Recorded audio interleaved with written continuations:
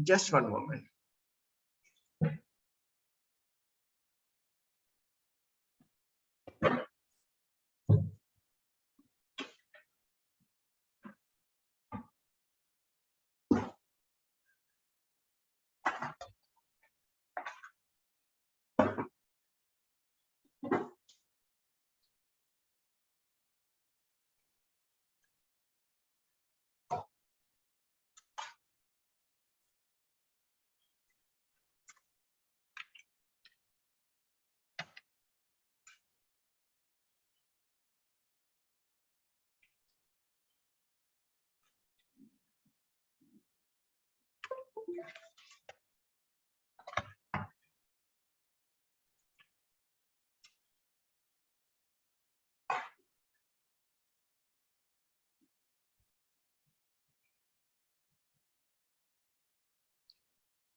Good afternoon, participants. So we are starting a new topic that is related to unsupervised learning algorithm. So this is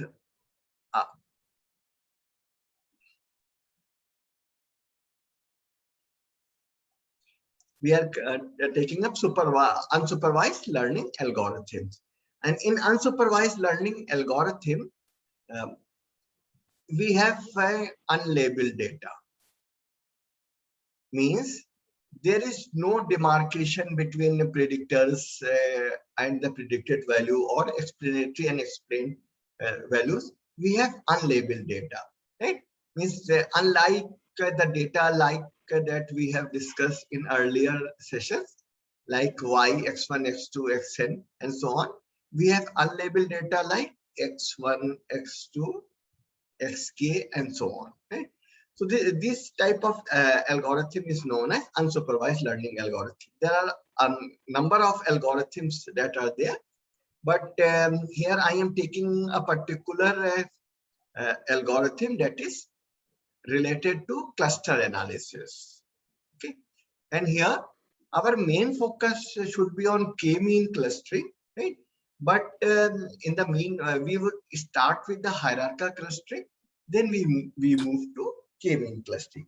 So this is the agenda for today. So in the language of statistical modeling, we use the term interdependence technique. What the earlier two sessions that I have taken are related to dependence technique. Dependence technique simply means we are considering supervised learning, right? So here we have unsupervised learning, and in the language of statistical modeling, we have that this technique is known as interdependence technique. So objective of this analysis is, so let me share the whiteboard and I will discuss by taking a small example. So, suppose we have taken data of some investors on two variables, right? We have taken data of investors on two variables. One is return, means their preference for the return or what returns they want, and other one is their risk appetite. Okay? So we have a measurement related to return, and we have measurement related to the risk appetite, and we have plotted them. Obviously here we would have low return, and this side we would have high return, and on the vertical axis also on this side we would have low return, and here we would be having high return. So suppose they have been plotted on these axes, right, on this graph. So we have something like that. Okay. Right. So suppose we have on the plotting on plotting the respondents or plotting the investor, we got this impression. Now, if we observe this diagram, we got an impression that there is grouping. Right? We have grouping of investor, grouping of respondents, or we can say there are grouping of cases, right? So they are grouping of cases. What do we mean by grouping of cases? Right? Since these points are very near to each other, so if we want to interpret it, we divide. We devise that they shows low return, right? They shows preference for the low return along with preference for the or appetite for the low risk. So this group belongs to such cases, such respondents, such investors, which are preferring low return and low risk. In the same manner, if we want to define this group, so it reflects the position of high return and high risk respondents.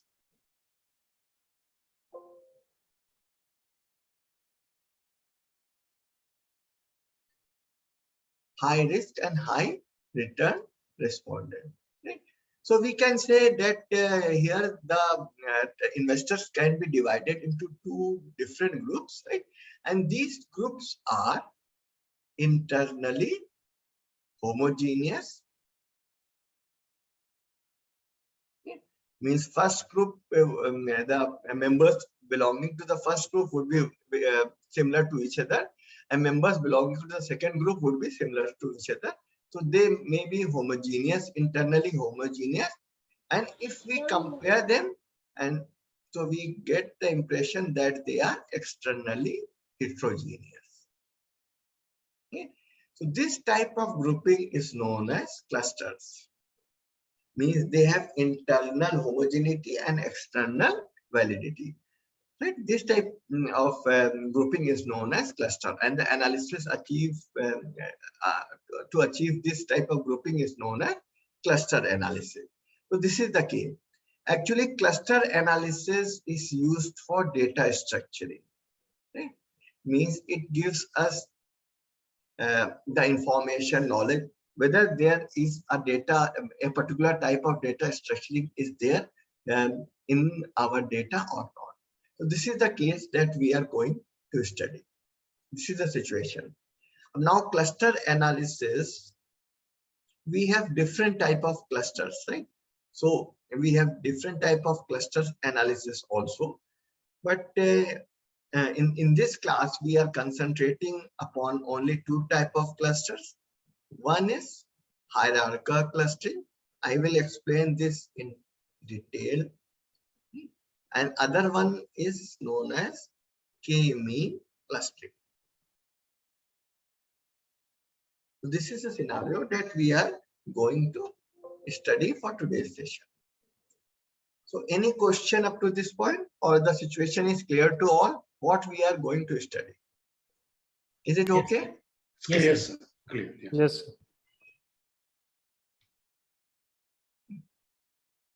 It has been mentioned that to classify objects into homogeneous group means maximize within cluster homogeneity and also maximizing between cluster heterogeneity based on clustering variable.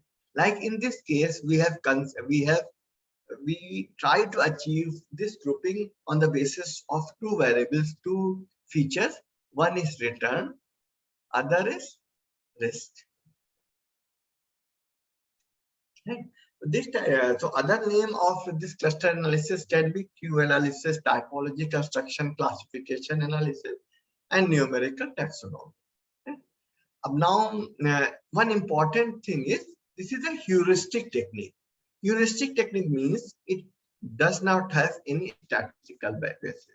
Since it does not have any statistical basis, so it is a theoretical in nature, and it is non-inferential also. Right? Since there is no statistical support to this algorithm, so one important thing is we should have a strong conceptual basis. Otherwise, this algorithm does not have any meaning. And as I have mentioned, this belongs to the category of unsupervised learning. Okay. And one very important thing is cluster analysis is as much as arts as science. Right? Right? What do we mean by as much as arts as science? Since science is an objective study. Right? is an objective study. So things are fixed, things are certain. But in arts, we require lots of finer decision making, right? Or lots of consideration of gray area, right? So this is the area, means lots of means much dependent upon the researcher, how that researcher can employ the subjectivity concept for this analysis. And since I have mentioned that this is, it actually gives the structuring of the data. So this should be applied before the application of analytical methods. Yes, there was a hand raised. There was a question. Probably Mr. Ayush. Yes, there was a question. There was a hand raised.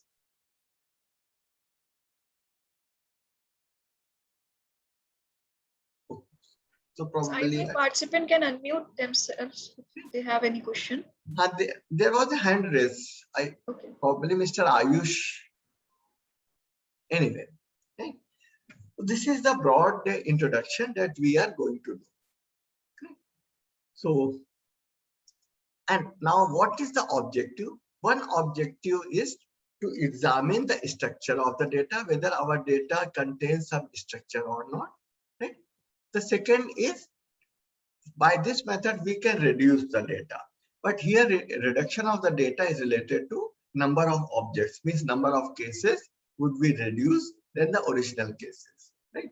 And also it provides us relationship among variables. Okay.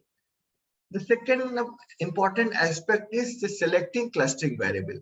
Since clusters are created on the basis of clustering variable, and if clustering variables has been changed, then obviously clustering, and then the clusters would also be changed. So there should be some very strong justification or rationale for selecting clusters, right? So that's why it has been mentioned that rationale for selecting clustering variables is based upon theoretical aspects, conceptual aspects, and practical consideration. These are some of the examples. After that, we discuss about the size. This is common across all the techniques, that we should have a sufficiently large sample size. Otherwise, if we create clusters and that a particular cluster comes out to be very small because of the small sample size, then we cannot differentiate whether that small representation is a real representation or they are basically outliers in nature. Now, the second concept occurs on which the second concept that we are going to discuss is on which concepts these values depend.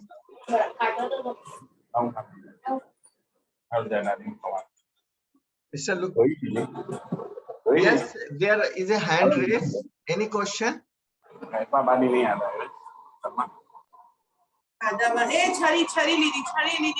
Mr. Lukman.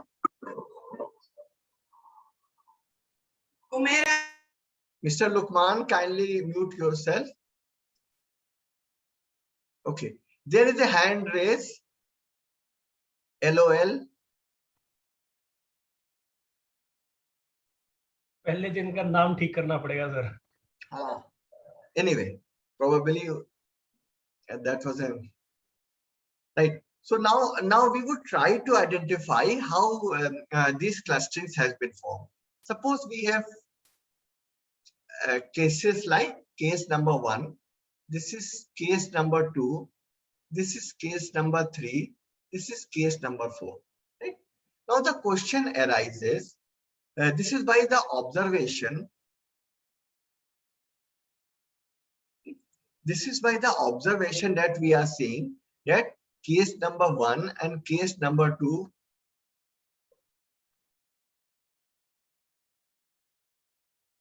this is by the observation that we are seeing that case number 1 and case number 2 or investor 1 and 2 belongs to a group, right, which is different from 3 and 4, and 3 and 4 belongs to the other group.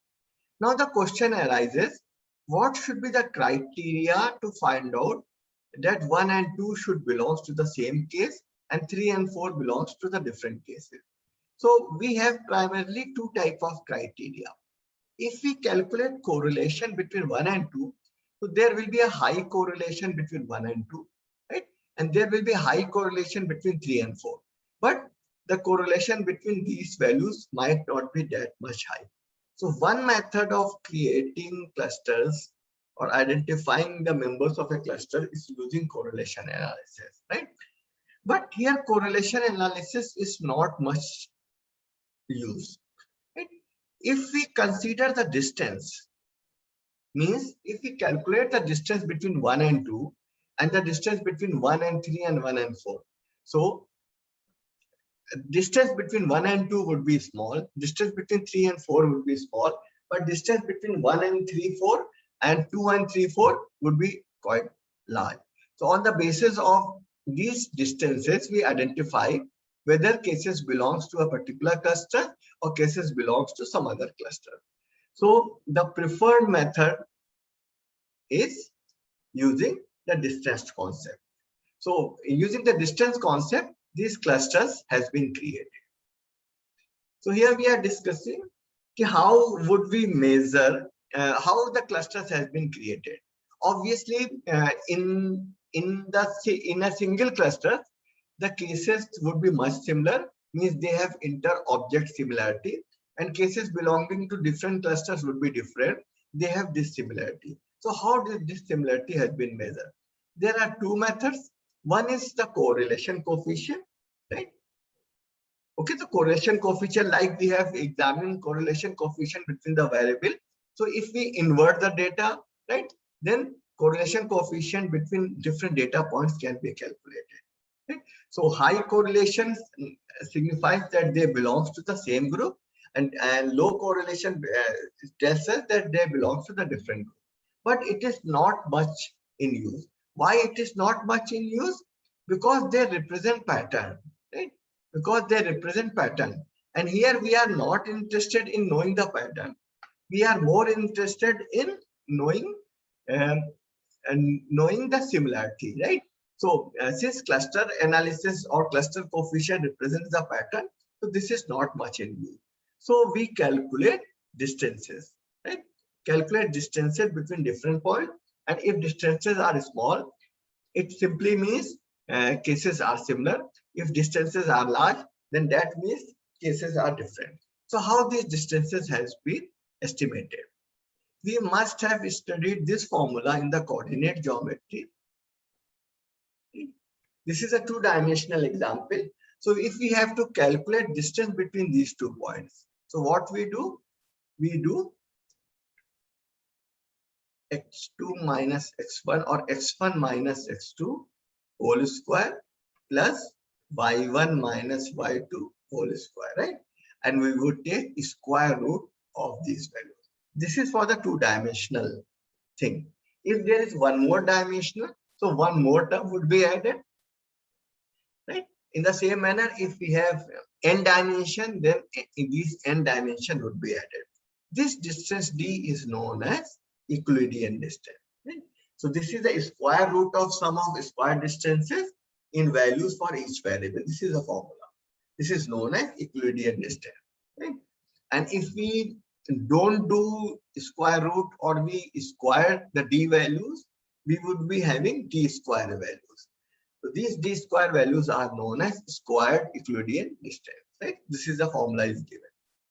In the same manner, instead of squaring, we can calculate distances in the form of absolute value, right?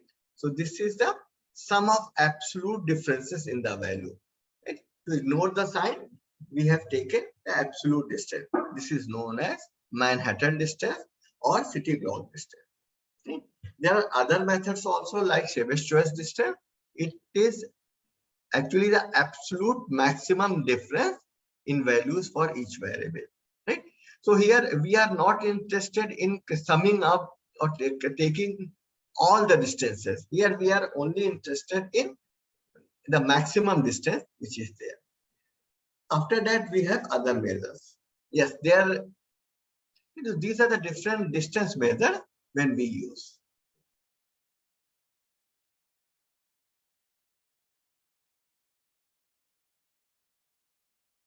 Actually, this question is not related to me, right? Why we use pandas and NumPy in Python, right? Because they are supposed to be more powerful and they perform calculation in a much faster manner. And they are based upon the concept of matrices, right? Okay. So Dr. Deepak could throw more light when he is taking session tomorrow. But the simple answer is because NumPy is actually developed upon vectors concept. And as we move towards the deep learning, everything is there in the vector concept. Anyway, okay? So these are the distances. So any question up to this point means distance are the measures of similarity or dissimilarity rather. So larger the distance, larger is the dissimilarity, smaller the distance, more is the similarity. Any question related to this aspect?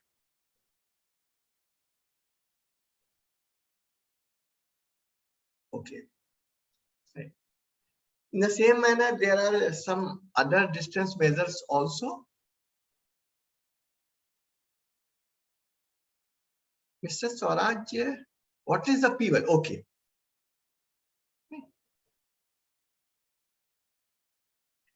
Actually, here the Minkowski distance is a generalized distance formula, right? This formula contains all, right? So what is the formula? This is summation x1i minus x2i to the power p divided by 1 upon p. So if p is equal to 1, then obviously it would be Manhattan distance or city block distance. If p is equal to 2, then this formula relates to squared Euclidean distance, right? If p is equal to 2, it is related to Euclidean distance. So this is a generalized formula for all type of distances. Okay. Yes, we can measure angle also. Like cosine formula is also there, right? So I am going to the next slide, right? So here we have different other formula also. Like we can use Mahalanobis distance d square also. The benefit of using Mahalanobis distance d square is it is a generalized distance, right? And it also takes care of correlation also, because here we have variance covariance matrices also. So if our data is showing high correlation, right? And so in that cases, we want to standardize values not only with respect to standard deviation, but with respect to covariances also. So in that case, we use Mahalanobis distance. There are other distance measures also like Jaccard index. It is very much used in text analytics or NLP.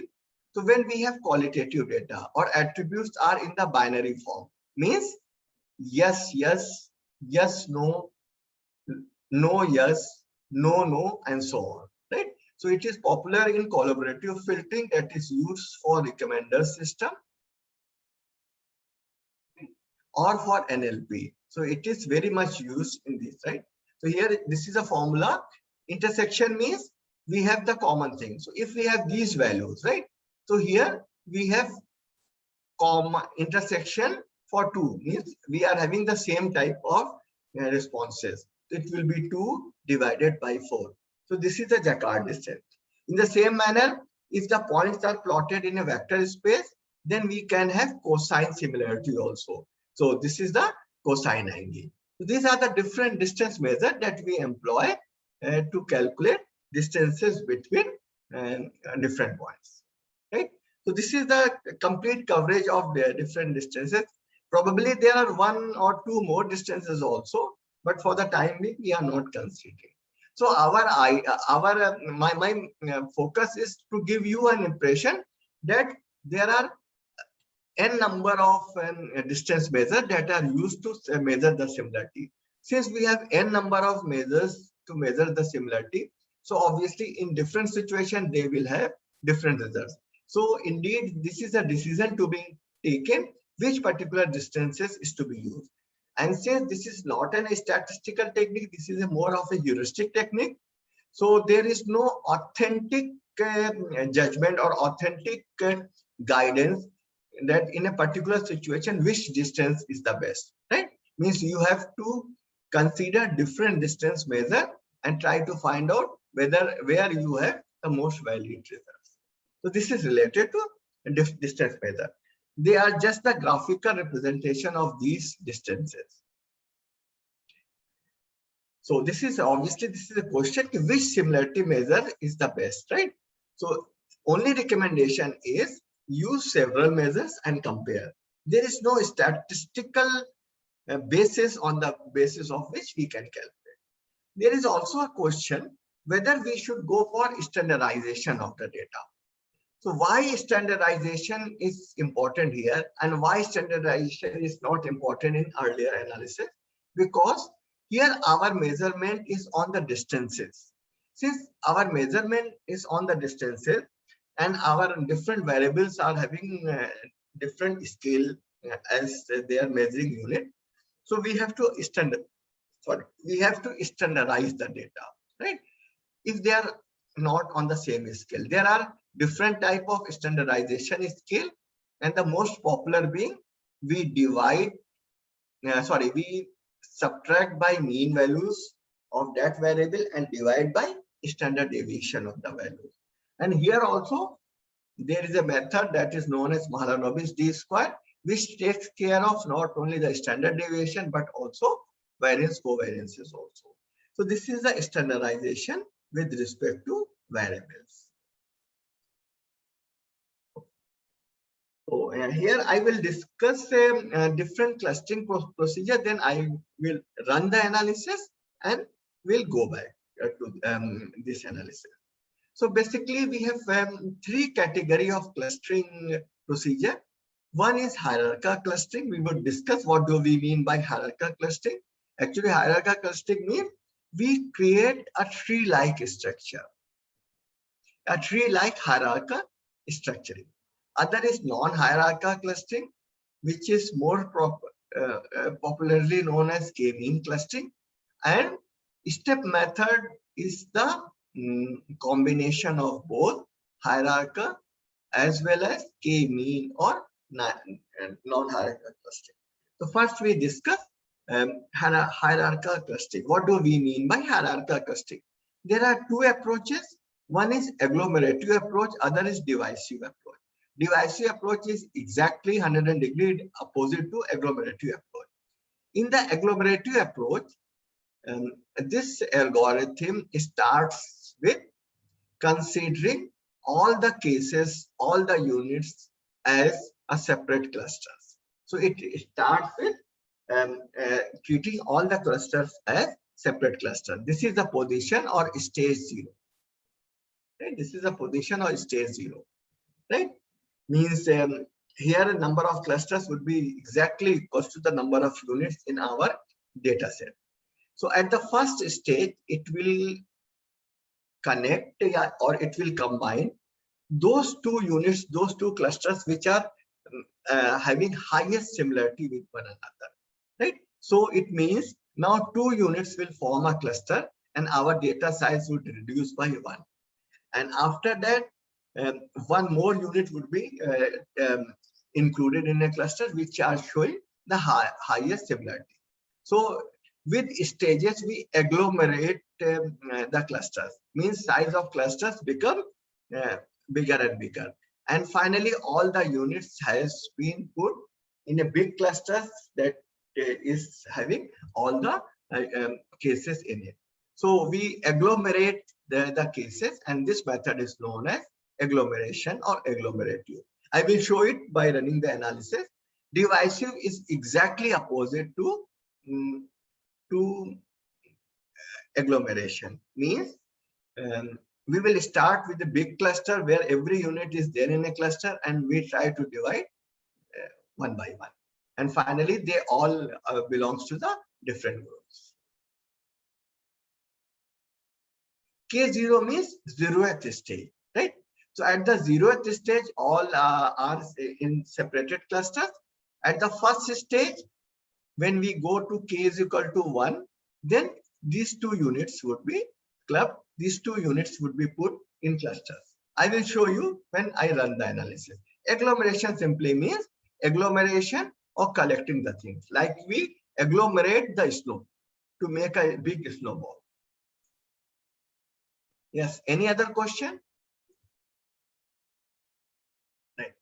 So here the more popular method is agglomeration, agglomerative. Why it is more popular? Because it represents the philosophy of clustering. Means that as clustering says that units are grouped. So the grouping concepts actually comes in the agglomeration. So there are three methods used in agglomeration. One is the linkage method. So linkage method is primarily based upon objects similarity, right? Means here object similarities are being taken care of. Then we have centroid method, where we consider distance between centroid to decide whether to agglomerate or not. The third one is related to variances. Here internal variances has been estimated of all the clusters, and only those clusters are clubbed which are having minimum internal variances or minimum inside variances. Right? So these are the methods. Linkage methods can be further divided into three categories. Let me take an example. Suppose here we are having two clusters. This is cluster A, right? This is cluster A, and this is cluster B. Now we want to determine whether cluster A and cluster B should be clubbed or should be agglomerate or not. So we have to calculate the distances between the points of these clusters. Suppose A is having cases like this is case number 1, this is case number 2, this is case number 6, right? I'm taking just an example. This is case number 3, this is case number 4, this is case number 5, right? So we have to calculate distances in between these clusters. Suppose we calculate distance between 1 and 3, right? Means we make a criteria of evaluation of similarity as distance between 1 and 3. Obviously, this is the minimum distance. Why this is the minimum distance? Because this is the distance between nearest neighbor, right? So this method is known as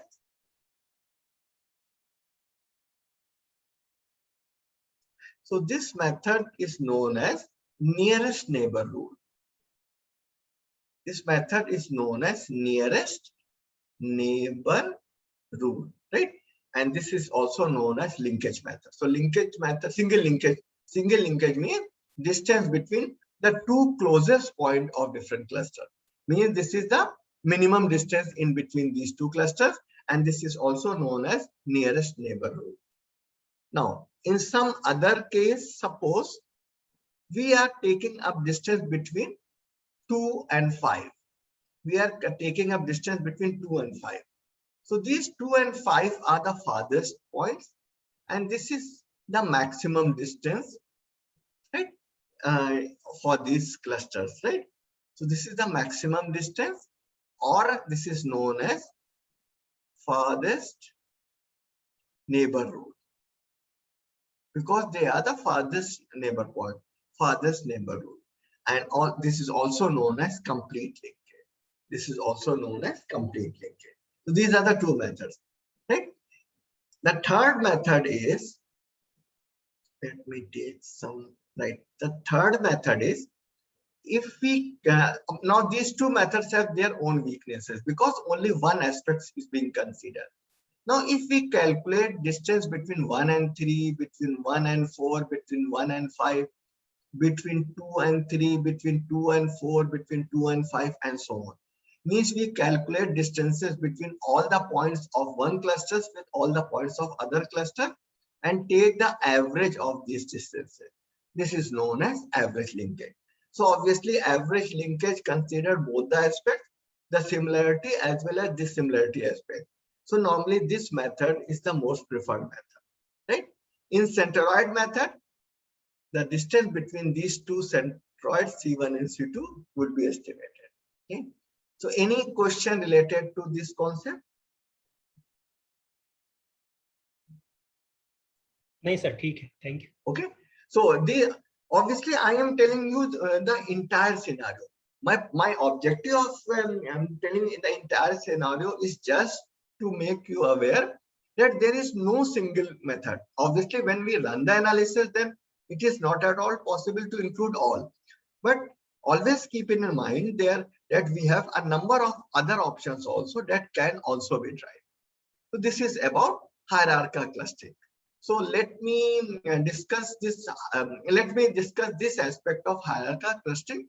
Then we would discuss non-hierarchical clustering and so on. So for the time being, kindly ignore sequential threshold, parallel threshold, and optimizing partitioning. We will discuss when we are discussing k-mean clustering. So I'm giving you just the overall view, right, or high-level introduction of hierarchical clustering. This actually consists of development of a hierarchy of tree-like structure. Agglomeration I have explained. These linkages I have already explained, right? Pros and cons, they are there. So let me run this analysis and we would get back to this slide after that.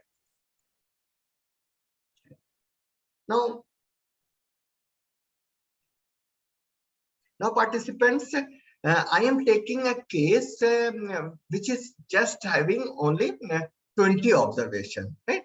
My objective of taking such a small case is just to demonstrate the actual working of this algorithm. Obviously, in the real life, the number of cases would be much higher. So I am introducing you the case, right? Kindly have a quick reading of this case. One moment.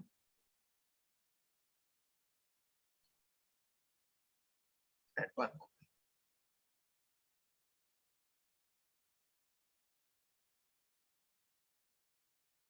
Right. Now this is the case, right? This case is related to shopping attitude, right? Here the objective is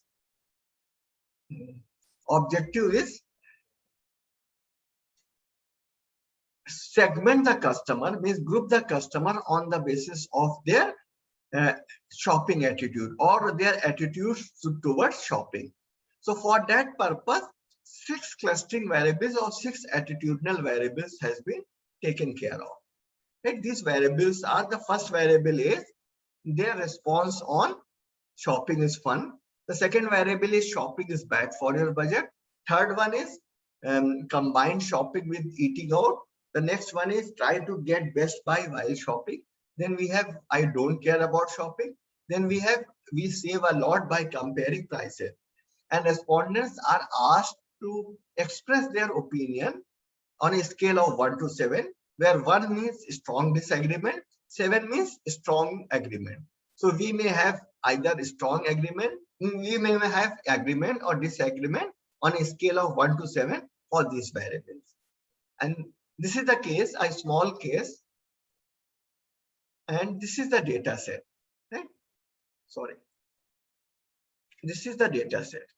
Okay, and here we are having these variables, and here we are having the introduction of these variables, right? Just for the simplicity purpose, all these variables are on the same scale. If they are not on the same scale, then obviously we can use standardization, right? So now I am running the hierarchical clustering first. We will discuss that. Then we move to k-mean clustering. So we go to analyze. Then we go to classify. Then we go to hierarchical clustering. So this is the hierarchical clustering dialog box. And we select all these 6 variables. And this variable has been entered here. And these are the variables. So in statistics, we are using agglomeration schedule, right? This I will show. In plots, okay. Suppose I have clicked the dendrogram, I would be explaining what do we mean by dendrogram, right? Then we go to methods, right? Now here we are considering the various points of the method.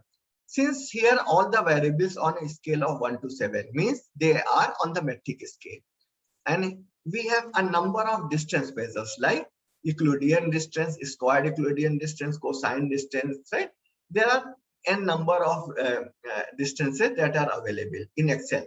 Right? If you go to R or Python, then these numbers increases manifold. Anyway, we are selecting squared Euclidean distance. Why I am not selecting Euclidean distance? Because on squaring, there is a clear demonstration of the distances or clear demonstration of the dissimilarity. Right? So, like I take a value 10 and other, suppose I take a value 1 and 10.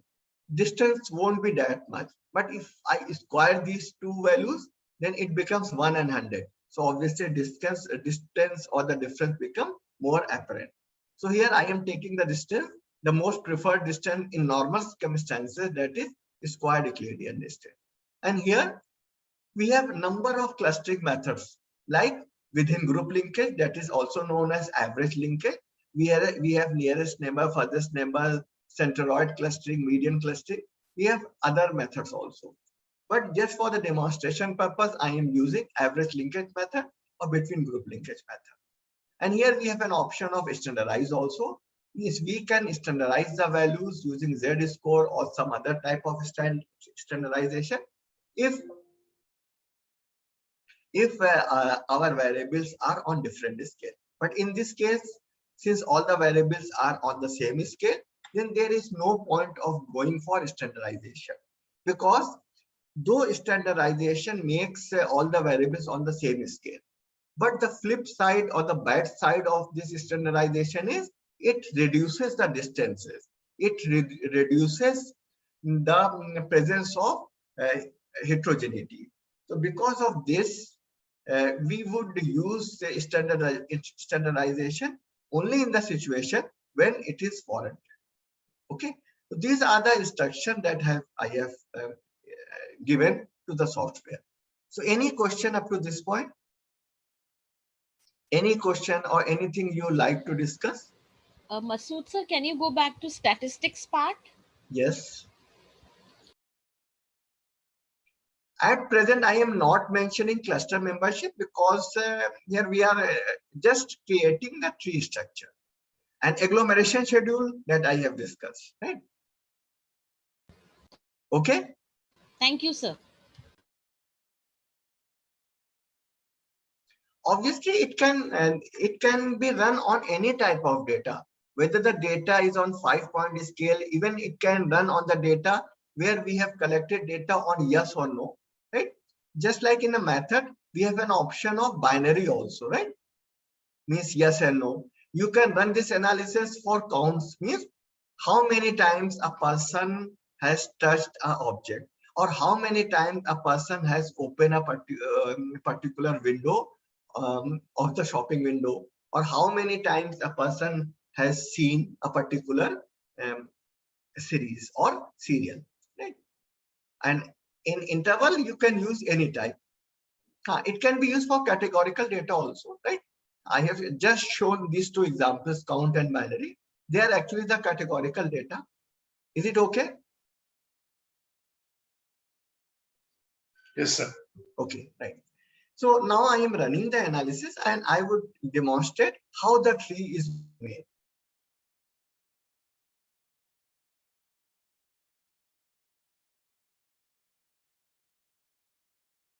Okay. Now, this is the case. Obviously, just for the demonstration purpose, show you everything, I have taken a very small sample. Yes, this data set would be shared with you. Okay. So, right. Now here, as you observe, how many stages are there? There are 19 stages. Why there are 19 stages? Because, as I have mentioned in agglomeration schedule, right? In agglomeration, it starts with considering all the cases as a separate cases, and then it clubs one by one, right? So at the 0th stage, we would have all the 20 cases separately. Now at the first stage, the two clusters would be, means two cases would be clubbed. So in the first stage, case number 14 and 16 are clubbed. why 14 and 16 are clubbed at the first stage. So let me go to the data sheet to show you why 14 and 16 are clubbed at the first stage.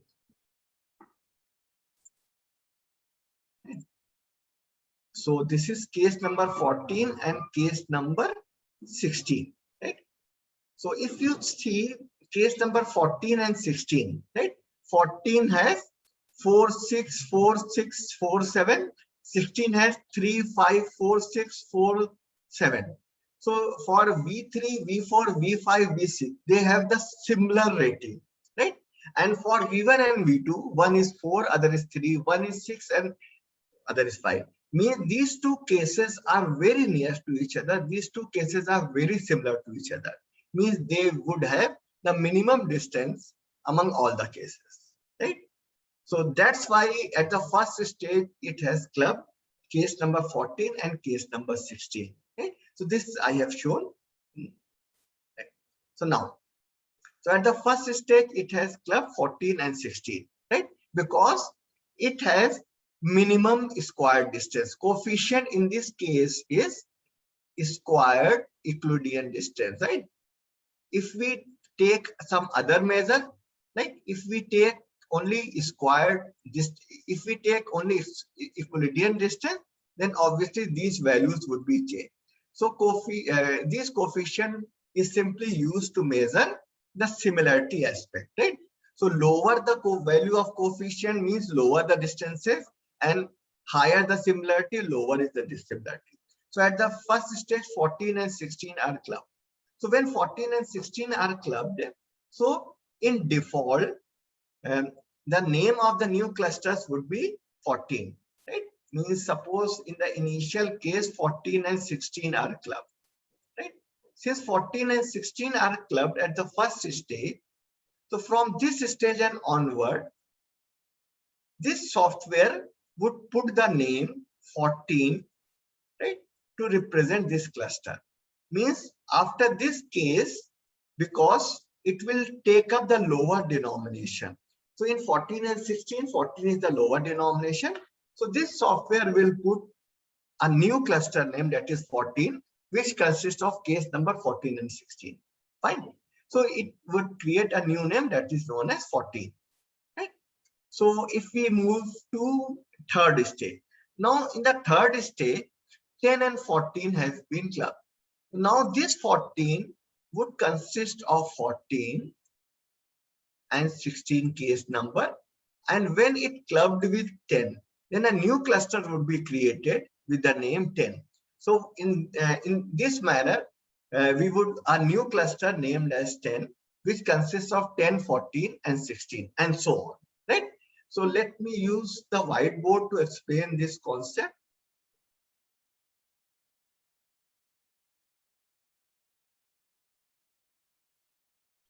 One moment.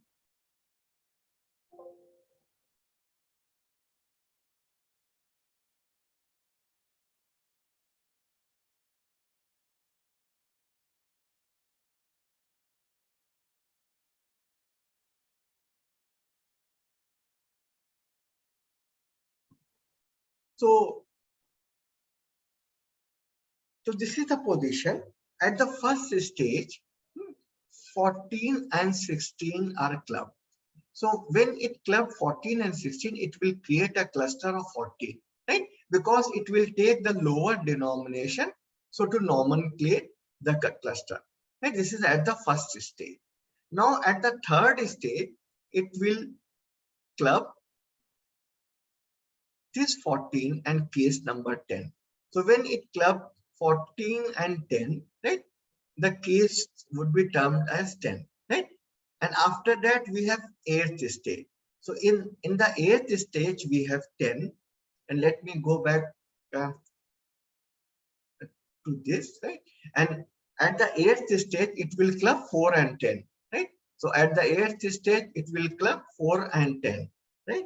So at the 8th stage, it will be, this is case number 4 and this is case number 10.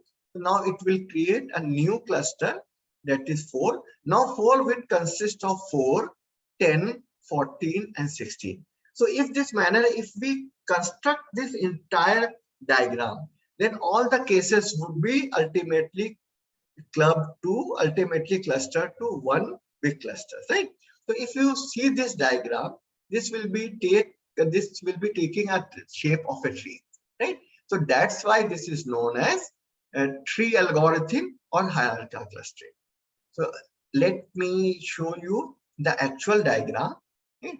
Since I have created this tree vertically because I think vertical demonstration would be better, but here this tree is being created horizontally, right?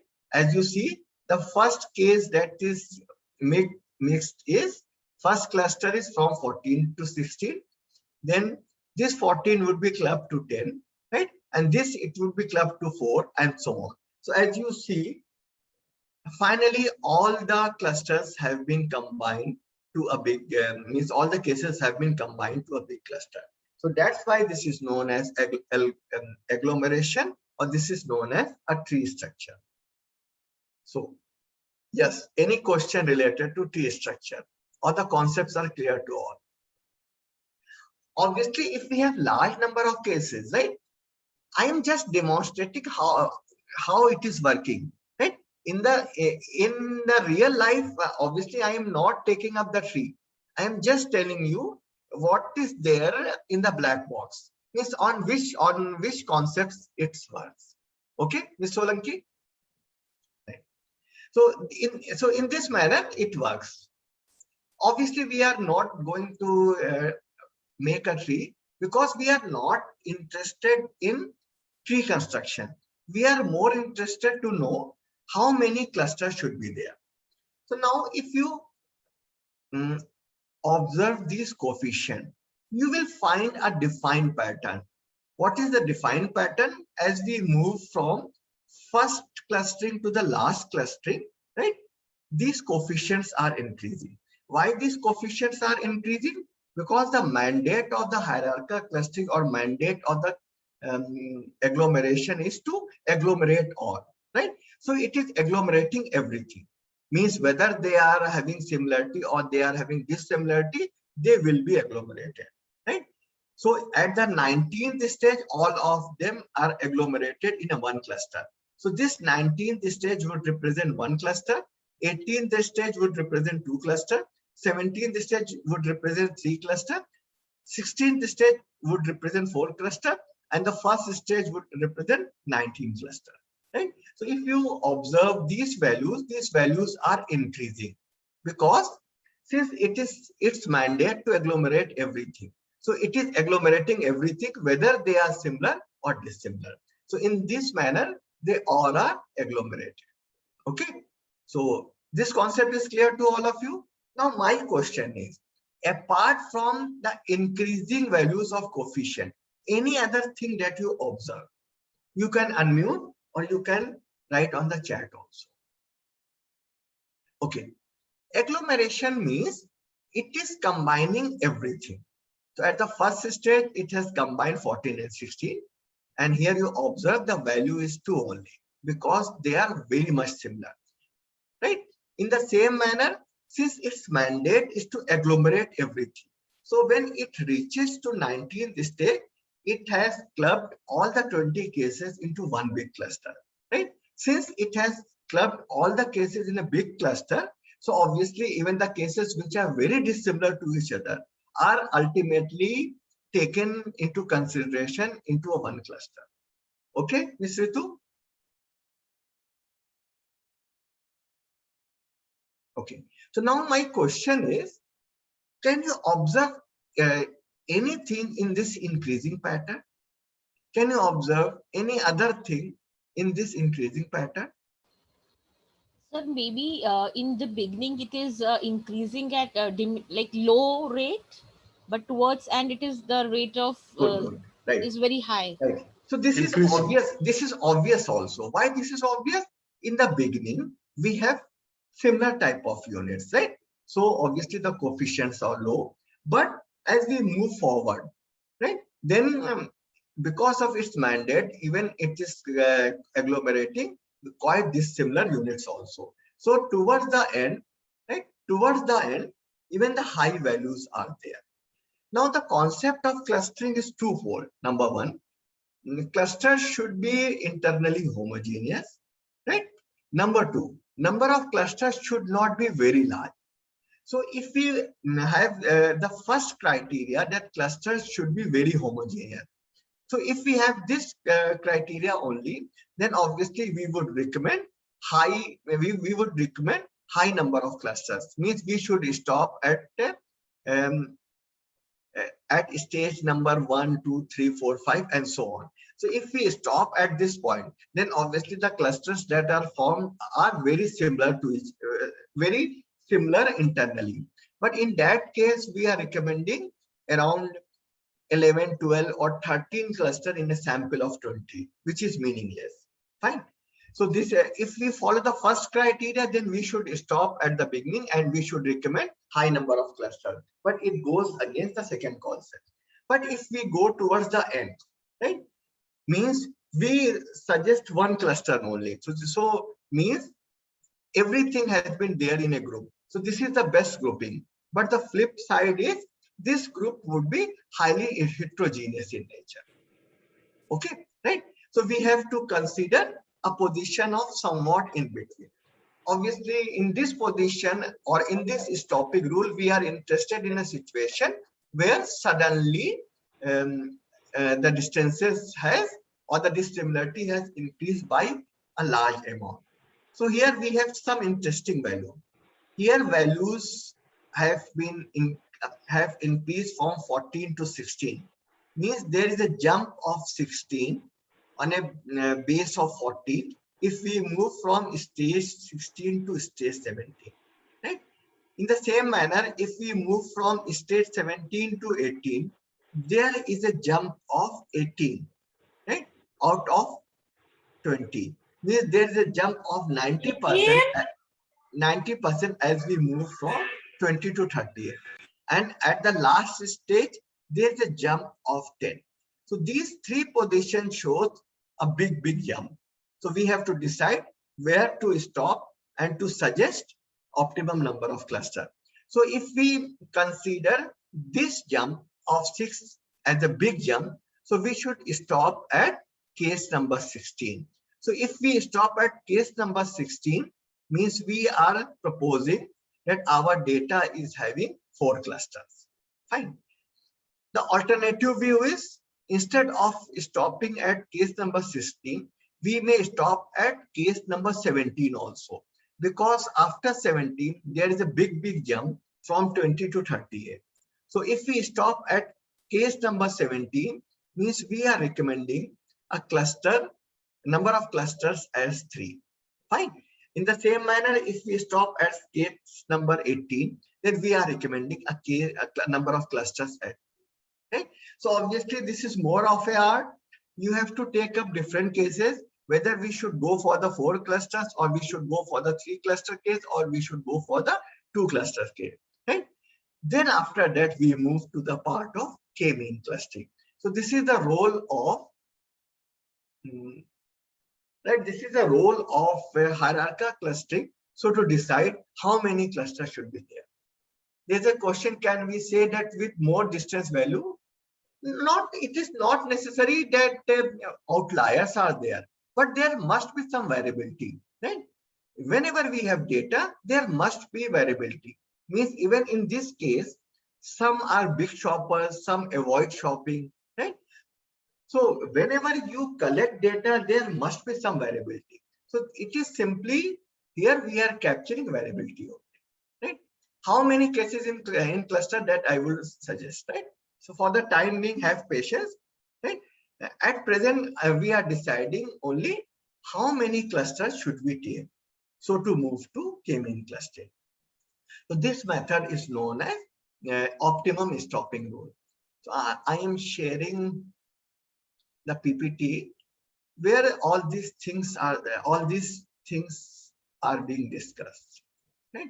So here, as you know, right, here the issue is to decide how many clusters are there.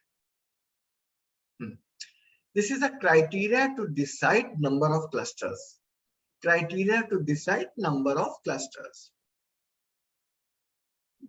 One is optimum stopping rule that we have discussed.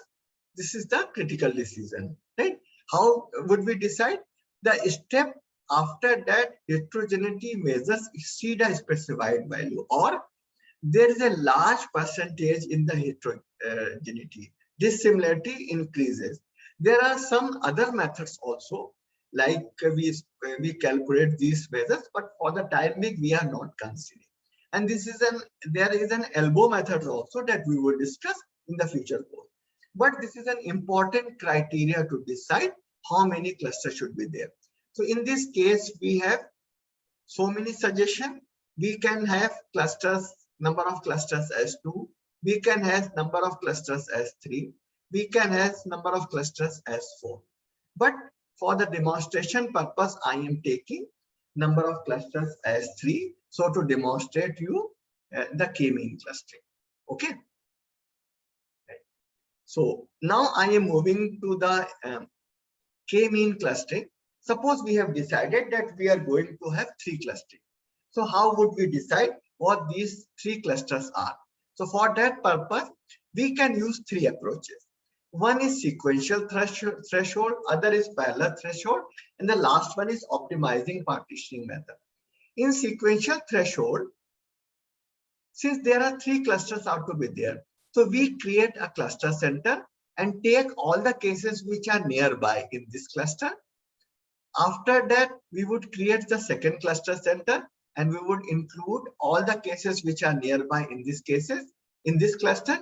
Then after, right, this is first, after we have second, after that we have third, and this the third cluster has been created and all the cases which are in a particular threshold are taken into this cluster. So here all the cases are being divided into 3 clusters. Since here clusters are created sequentially, so this is known as sequential threshold.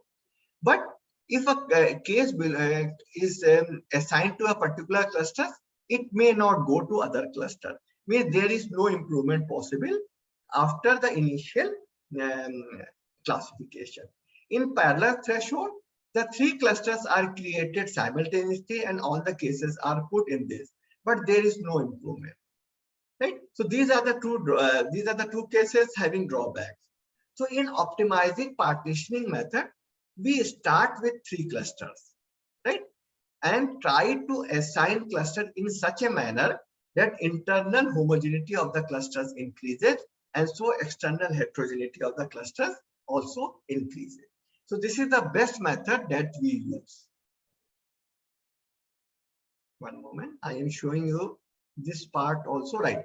Here, the 3 methods are there. Sequential threshold, a cluster center is selected and objects in the threshold are grouped and so on. Parallel threshold, all cluster centers selected simultaneously and object in the threshold group. Optimizing partitioning differs from the first 2. Objects can be reassigned. Right? This is the important one. To have an optimum result means because of this assignment, the results have been improved. And in k-mean clustering, this optimizing partitioning method is being used. So I will demonstrate how this method runs. So any question up to this point? Any question up to this point? नहीं sir, ठीक. Okay. So I am going back to the data, right? And we would go to analyze, then we go to classify, then we go to k-mean clustering, right? This is the k-mean dialog box. Here the number of clusters, right, is 3. I am going with the 3 clusters, right? You can try for 2 and you can try for 4 also, right? Because there is no definite method to suggest what is the optimum number of clusters. There are n number of criteria and these different criteria may have different results. So here I have selected the clustering variable, the other clustering variables. Fine. Here we have iterate, like I have mentioned, that here since we are using optimizing partitioning method, so with iteration solution improves. So we can have any big value for number of iterations. though it is not required in this case, but just for the practice, just for the purpose, we have a big value for the number of iterations. Suppose this value is 100, right? So this algorithm will try to find solution within 100 iterations, right? It is very much possible that number of iterations used would be much less as compared to 100. And the convergence criteria 0 means after the situation when there is no convergence, when there is no improvement in the clustering solution, the solution is stopped. This is known as convergence criteria. Fine. Then we go to option, and here we have checked for ANOVA table and cluster information. And in the save, right, if we want to run, if we want to use the cluster membership, so to discuss use this cluster membership, so to run some other analysis or to use in some other analysis, we have this marking also, that is cluster membership. So these are the certain instructions that I have taken. So this is the a quick cluster. Now how it works, right? Suppose since the initially the algorithm has been instructed to have 3 clusters. So it starts with 3 clusters, cluster 1, cluster 2, and this is cluster 3, right? And these clusters are created randomly, right? So cluster 1 is such a cluster whose center or cluster center is at this point. Right? Since we have 6-dimensional space, there are 6 variables, so we are having 6-dimensional space. So this center of this C1 would be 4, 6, 3, 7, 2, 7. If we have only 2 dimensions, then its center would be at 4, 6. In the same manner for cluster 2, its center would be this one. And in the third case, if center is that one. So this is the initial case, and cases are assigned to this cluster. Now, when the cases are assigned to this cluster, so because of the presence of this cluster mean changes, right? Obviously, initially there is no case. When the cases are put in this cluster, then because of presence of this cluster, these values may change, right? And this is known as iteration, and it will continue changes unless there is an improvement. And finally, when improvement stops, like in this case, the improvement stops at iteration 2. Here it is being mentioned also, convergence achieved due to non or small change in the cluster. As you see here, convergence is 0, means no further improvement is possible. Fine. So it is for iteration 2. But if we have somewhat more dissimilar data, right? If level of dissimilarity is more, I will show you an example also, then number of iterations would be much higher as compared to 2 or 10. Okay. So I am explaining it again. Okay. Now here, since the instruction is it should start with 3 clusters, right? So it has created 3 clusters randomly. It has created 3 clusters. Suppose this is cluster C1. Let us consider only two variables just for the demonstration purpose. We have cluster C2 and we have cluster C3. Right? Since the instruction to the algorithm is to create 3 clusters. Now, since this cluster is created, so it must have a center. So the coordinates of this center would be 4, 6. Coordinate of this cluster would be 4, 6. Coordinate of cluster C2 would be 2, 3. Fine. And the coordinate of the third cluster is 7, 2. Right? So they are created on 2-dimensional space. Right? So they are created on 2-dimensional space. Right? 2 variables. Now cases are put in this cluster. since cases are put in these clusters, right? So obviously the value of C1 would get changed, right? And it is also possible that a particular case that is initially grouped in C1 may not actually belongs to C1. So that case would be transferred to the appropriate cluster. So all this algorithm is known as iteration, right? So this algorithm runs unless there is an improvement of internal homogeneity in the clusters and external heterogeneity of the cluster, right? So once this solution stabilizes, then our algorithm stops at that point. This is known as convergence. So is it clear? Yes, Ms. Solanki, is it clear? I think so there is no question. Okay, right.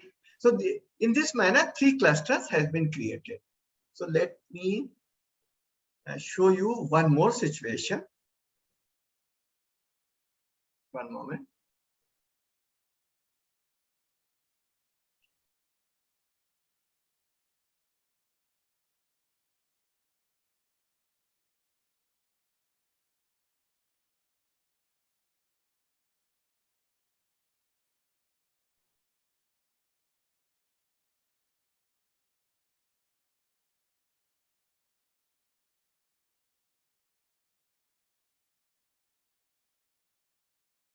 This is related to one of my research paper. Here, cluster analysis is being attempted on banking services or their complaining attitude. As you see, we are having a sample size of 1100, right? So obviously a big case, and number of clustering variables are around 13 or 14, right? So the complication of the cases of this clustering solution will be high. So as you observe here, the iterations achieved at iteration number 18, right? Here the iteration that has been achieved at iteration number 18. So why we require larger number of iterations? Because of the complexity. So even if we try to stop this algorithm at iteration number 10, as you see, and the convergence is still having some value, means further improvement is very much possible, right? So that's the reason the complex the situation is, more iterations would be required. So in some very particular situation, like somewhat in computer vision also, when we have 1000 or 2000 number of variables, then obviously number of iteration would be quite big. Right? So this is just for the demonstration purpose, that with increase of complexity, we require higher number of iteration so to achieve convergence. Now I am going back to my solution. So since this is a small case having less complexity, so iterations has been achieved at iteration number 2. And finally, this is the cluster center that has been created. Right? Is it okay? Right? Means this is the situation that has been generated. So this shows the position of final cluster. Right? Now we will discuss this output. Right? So for the reference purposes, I am using the whiteboard. So you can have a screenshot of this. Right? You can have a screenshot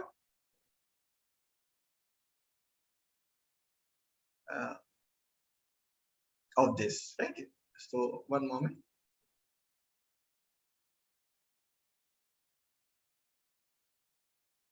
You can have a screenshot of final cluster. It will be required. Fine. I will discuss this concept. And after that, you can have a screenshot of this ANOVA also. Right? Here I will discuss why these two tables are important.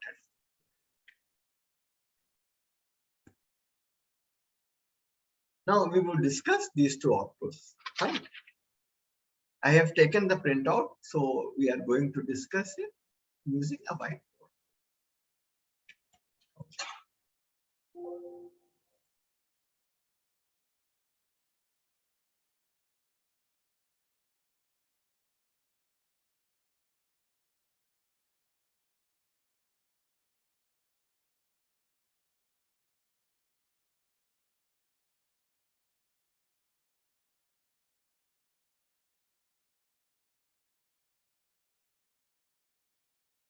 Okay.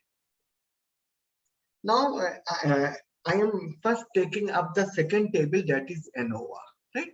Why, what the role of ANOVA or analysis of variance in this, right? So if you have observed the observation, it is a statistical property that the ratings are different. Means whenever there is some data, so there must be variation. So there is variation among different cases or respondent. Suppose this variation is being expressed as total variation. Now we try to figure out what are the reasons of this variation. Since we are considering different clusters, and by the definition, clusters are internally homogeneous and clusters are externally heterogeneous also. They are externally heterogeneous also. So there must be variation in between clusters. So the first reason is between cluster variation. Between cluster variation, there must be between cluster variation. Now, if we consider a particular cluster also, though by definition there should be internal homogeneity, but with all our efforts, there must be some internal heterogeneity also. So there must be some variation also, which is known as within cluster variation, right? So the total variation among the cases rating can be bifurcated into two categories. One is between cluster variation and within cluster variation. Fine.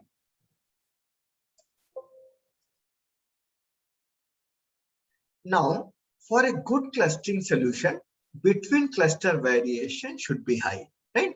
Because by definition, clusters should be externally heterogeneous, means between cluster variation should be high, and clusters should be internally homogeneous, so within cluster variation should be low, right? So if we consider the ratio of these, means ratio of between clusters and within cluster. Okay.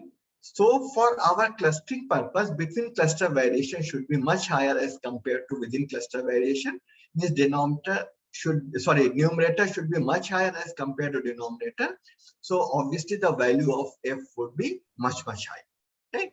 Means all those clustering variables which are having high f value, they are actually creating the cluster. Means higher the f value, higher is the role of clustering variable in creation of cluster. So that's why I have mentioned that kindly have information about ANOVA. So in ANOVA table, let me go back to ANOVA table.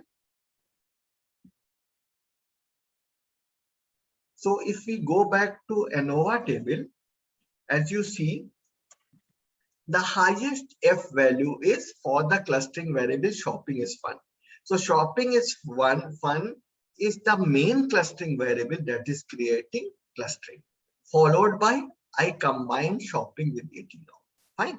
So by these f values, we can create a hierarchy of this clustering variable, and this hierarchy would be used so to create clustering. Fine. So hopefully the concept of ANOVA is clear to all of you. It's very clear, sir. Right. So let me go back to the whiteboard again and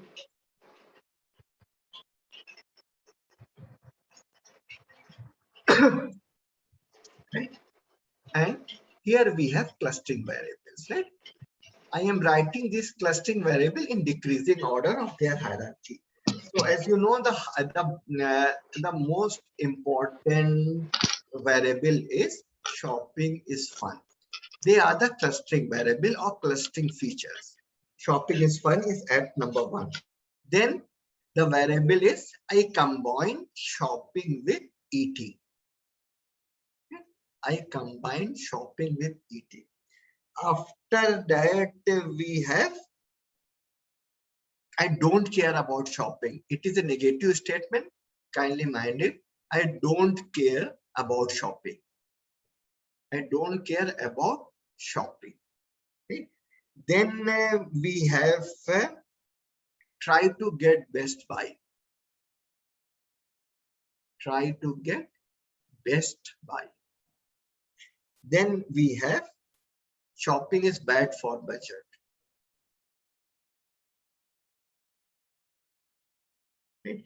And the lastly, save a lot. Save a lot by comparing prices. Comparing prices. So we have arranged these clustering variable in the decreasing sequence. Okay? And now I am making use of final cluster center because this is the final situation of the clusters made. We are having 3 clusters, C1, C2, C3. Right? And we are making use of final cluster centers.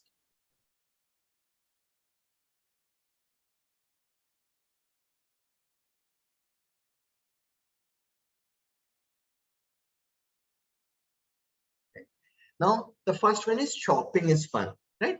So if we observe the values, shopping is fun. Here the value is 3.5. Here the value is 1.67. Here the value is 5.75, right? It is on a scale of 1 to 5. 1 means disagreement and 5 means agreement. So this value can be termed as neutral. It is towards 1, means there is disagreement. And here we are having agreement, right? Means if we consider the first track variable only, C1 consists of those respondents who have a neutral view towards shopping is fun. C2 is having those group of respondents who are disagreeing with the statement shopping is fun. Means they don't consider shopping as a fun activity. Right? And case 3 and cluster 3 consists of those respondents who are agreeing with this statement. Means cluster 3 consists of those respondents for whom shopping is fun. In the same manner, the second is shopping plus eating out. Here the value is 3.3. The value can be interpreted as neutral. We are having value 1.8 near to 1. This is disagreement. Here we are having value 6. There is agreement. Fine. So in the same manner, we can have, I don't care about the shopping. Obviously, here we would interpret in the opposite manner because this is a negative statement. This is 3.5 neutral. Other value is 5.5. Means they are agreeing with, they don't care about shopping. They are agreeing with don't care about shopping. And this value is 1.8. 1.8 is near to 1. Means they are having disagreement with this statement that don't care about shopping.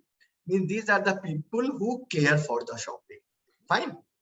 Now we go further down, try to get best buy. Here the value is 6, means they are agreeing. Here the value is 3.5, means neutral. Value is 3.1, neutral. And the same manner, bad for your budget. For bad for your budget, 5.8 agreement, 3 neutral, 3.6 again neutral. Save a lot. The last variable 6 means there is agreement, 3.3 neutral, and here also we are having neutral. Right? Means C1 consists of such a respondent who have neutral view upon this statement and having agreement upon this statement. C2 consists of those respondents, those shoppers who are disagreeing with these 3 concepts, then they have neutral attitude. C3 consists of those respondents who are agreeing with these 3, right? And then they are having neutral view, right? So by this manner, we try to figure out the name of these clusters. So can any one of you suggest the possible names of C1, C2, C3? C1, C2, C3. C1, they are neutral for these, means neither they consider shopping as a fun activity nor they hate shopping. They try to get best buy. Though they consider that shopping is bad for your budget, but they go for comparing prices, right? So can C1 be termed as rational shoppers? Yes, participants? Yes, sir. So C1 can be termed as rational shoppers, or there is one more term, that is the value shoppers, right? Means those type of people who goes for value for money in their shopping. Is it okay? Yes, sir. Now C2. They don't consider shopping to be fun. They are disagreeing with this. Then don't combine shopping with eating out, and they don't care about the shopping. Means for C2 consists of those type of respondents who don't like shopping. So they can be termed as shopping averse, yeah, or shopping avoiders. They can be termed as avoiders. They don't go for the shopping, right? Now the third case. This consists of such a people for whom shopping is fun. They combine shopping with eating out, means they enjoy shopping, right? They care about the shopping, and related to these three, they are neutral. So if we combine these three, means these are the people who actually like shopping. So we can call them as shopaholics, right? Or we can call them likers, right? Or they can be termed as heavy shoppers, right? And so on. So does this make sense? Yes, sir.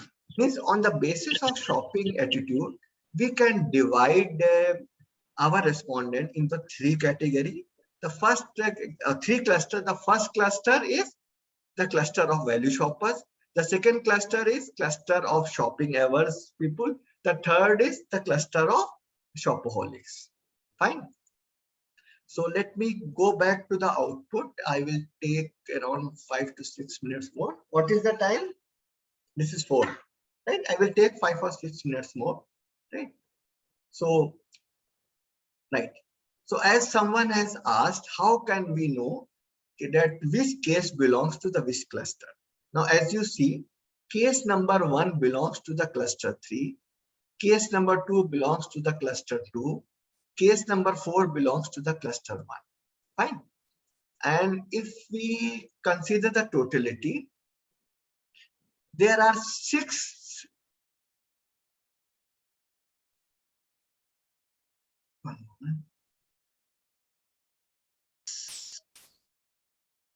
there are 6 respondents out of 20 belonging to cluster 1, means 6 around 33% people are value shoppers, right? In the same manner, there are 6 out of 20 respondents who belongs to the cluster 2, means they are shopping hours, and there are 8 out of 20. 8 of 20 means 40% of the people, they belongs to the cluster 3. So their percentage is around 30% in the first, right? 30% in the second. And though it is a very small sample, and we should not use these results as authentic, because here the size of sample is very small, but just for the demonstration purpose. So by this approach, all the units have been bifurcated in the 3 clusters, right? And one more thing I would like to share. Here there is one more information, right? Like the distance between final clusters, right? Here cluster 1 is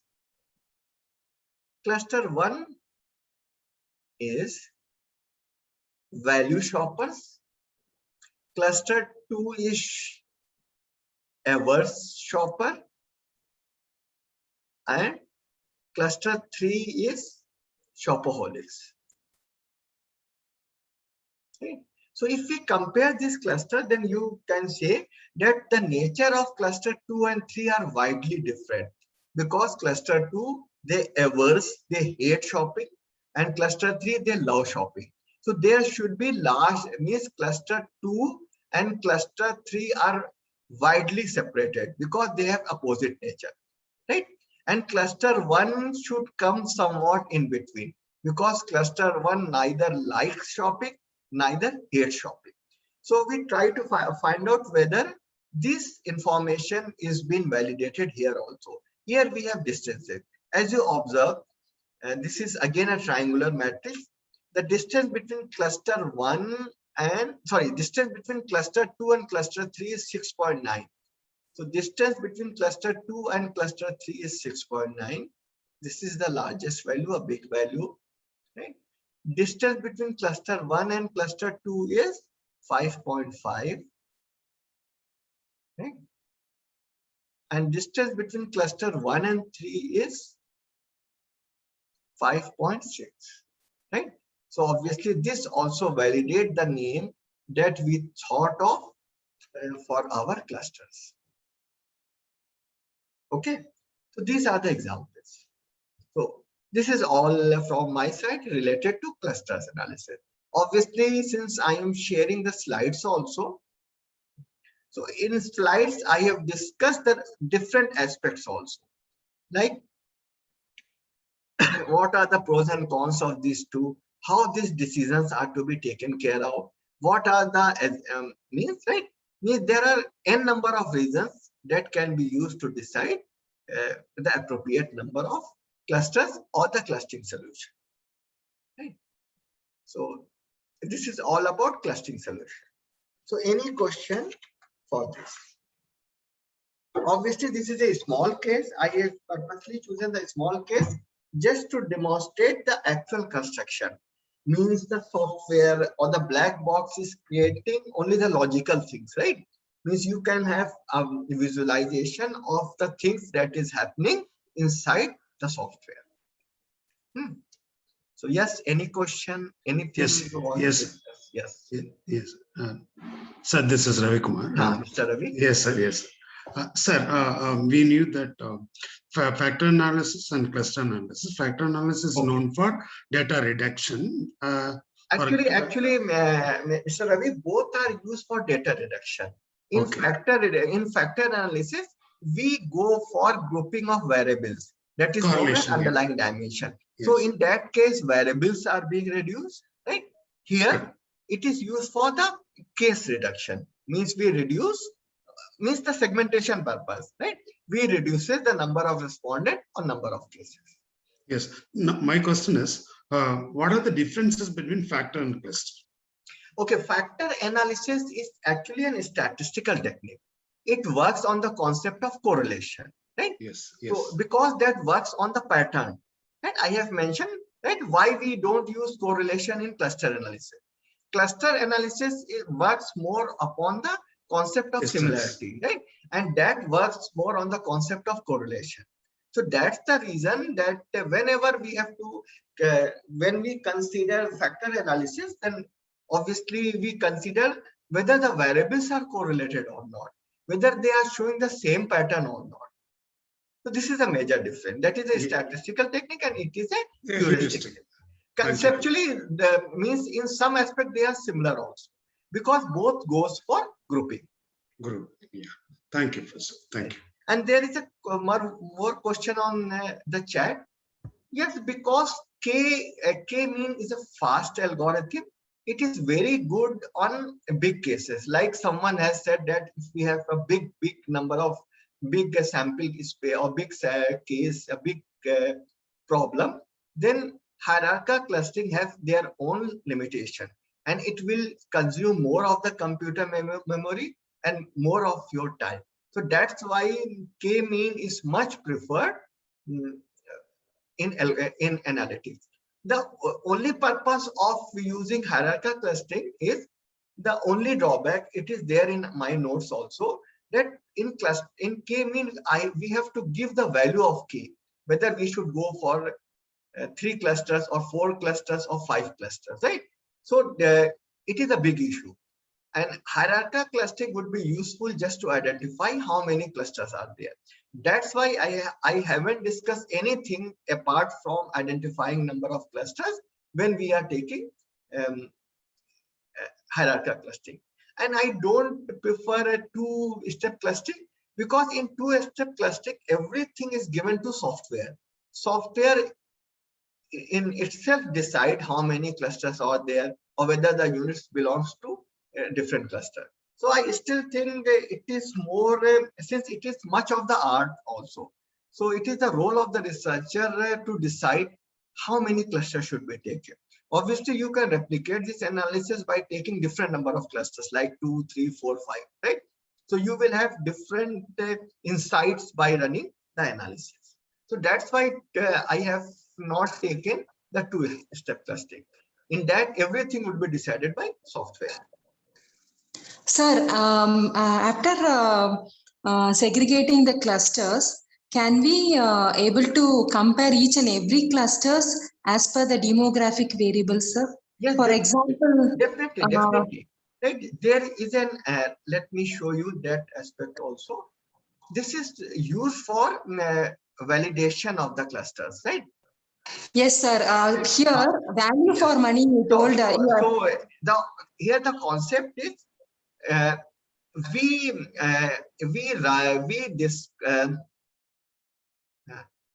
one moment. It is probably I included this in my notes.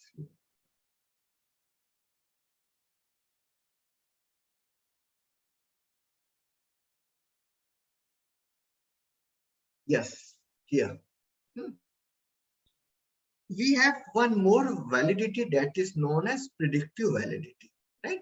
Because we have created cluster using clustering variable, but it should make sense if it is applicable for some demographic variables also, because they are how can we recognize that the person in front of us belongs to the cluster 1 or cluster 2 or cluster 3?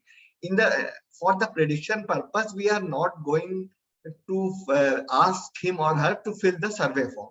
So we try to gauge that person using some demographic characteristic. This is known as predictive validity.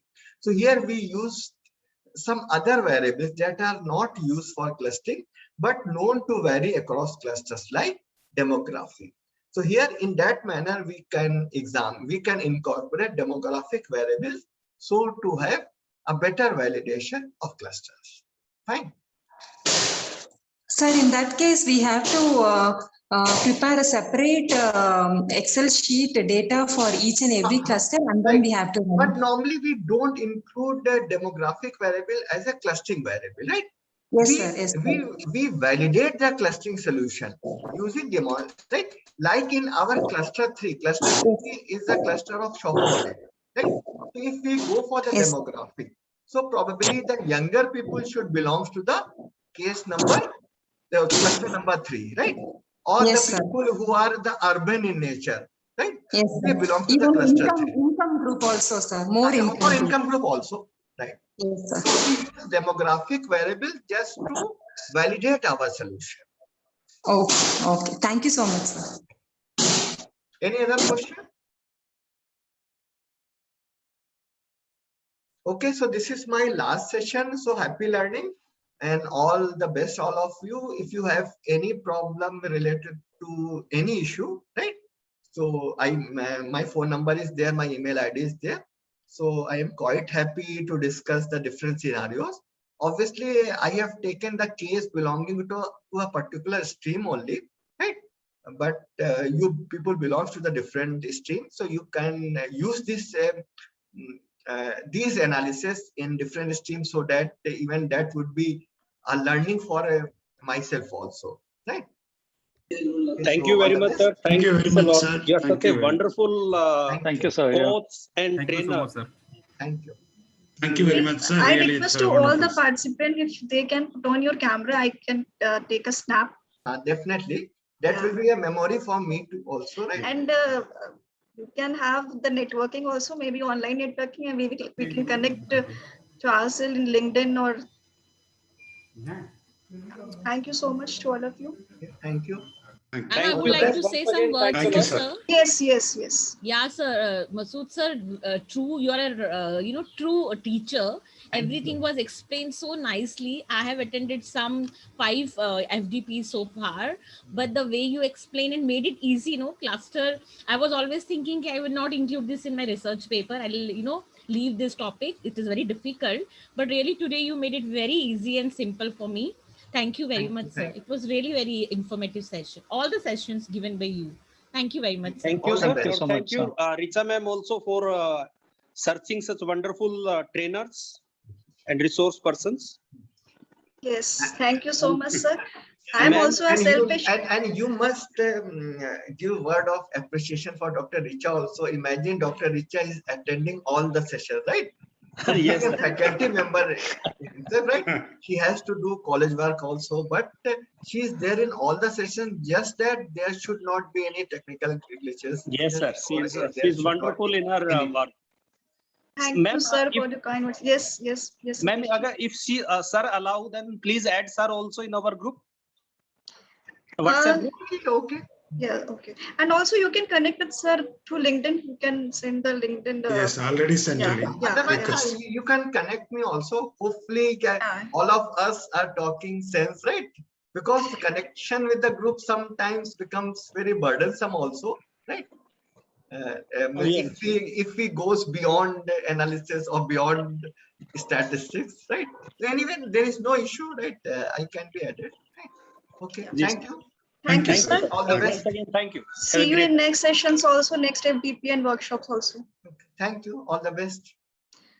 Thank you. Thank you, dear participants. I hope all of you have marked your attendance. And I will be sharing the video links by tomorrow. Okay. So far, I got the video link videos for last 2 days, and I will be sharing the link where you can have all the videos of the FDPs. Thank you. Richa ma'am, Masood sir's presentation is available, right? It has been shared already. Yes. Okay. Yes, take- previous. Yeah. Yes. I have shared all the study material that sir has shared with me. Okay. Thank you. Okay. Thank you, dear participant.